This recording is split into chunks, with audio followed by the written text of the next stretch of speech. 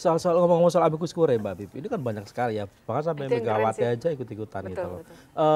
Mungkin itu bagus ya, karena menurut MK sendiri sebelum-sebelumnya nggak pernah ada. Dan baru pemilu kali ini sengketa pemilu banyak sekali yang mengirim amicus curiae dan dari beragam kalangan termasuk Megawati sendiri gitu loh. Iya. Kalau Mbak Bibi melihat satu ini gejala apa, kedua seberapa signifikan ini akan mempengaruhi putusan majelis hakim? Ini menurut saya gejala di mana banyak sekali yang sebenarnya concern. Jadi concernnya tuh sampai benar-benar merasuki kayak saya tadi mimpi gitu ya, mimpiin MK. Jadi Mimpi serius nih. kepedulian, iya mimpi serius. Saya mikirin gitu, aduh putusannya kayak apa ya, bener itu. Ini bukan mimpinya SBY, maksudnya kan dia mau nyindir mimpinya Enggak, SBY enggak, dicebut enggak. sama Jokowi. Sampai akhirnya saya iseng pas karena hari Minggu lari pagi sampai ke MK balik lagi. Gara-gara mimpi itu. Nah, tapi anyway, gejala ini menurut saya banyak orang yang sangat-sangat peduli dan merasa saya harus melakukan sesuatu nih.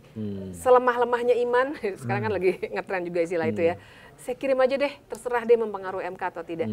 Karena saya itu kemarin baru bantu temen Romo Henry, teman kuliah saya, Stefanus Henry Hendrianto, Henry Kwok, yang dikutip juga kan bukunya. Dia kan saya memang sering diskusi sama dia. Terus dia bilang, Bib tolong kirimin dong. Romo aktivis itu. Romo aktivis. Nah dia bikin juga. Saya kemarin kasih langsung ke MK dan persis yang dia nyatakan adalah ya pokoknya saya mau berkontribusi. Mungkin nggak mempengaruhi hakim karena saya nggak hebat-hebat amat. Dia bilang tapi I want to do something gitu. Kayaknya kalau diem aja saya juga merasa berdosa gitu.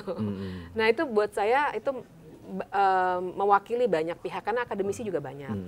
Terus mantan pimpinan KPK juga lagi bikin dan seterusnya. Yang mungkin dulu concernnya tidak mantan pimpinan Kompas nggak mau bikin. udah bikin di sebagai artikel di Kompas ya kan. Nah, pertanyaan keduanya apakah itu akan mempengaruhi hakim atau enggak?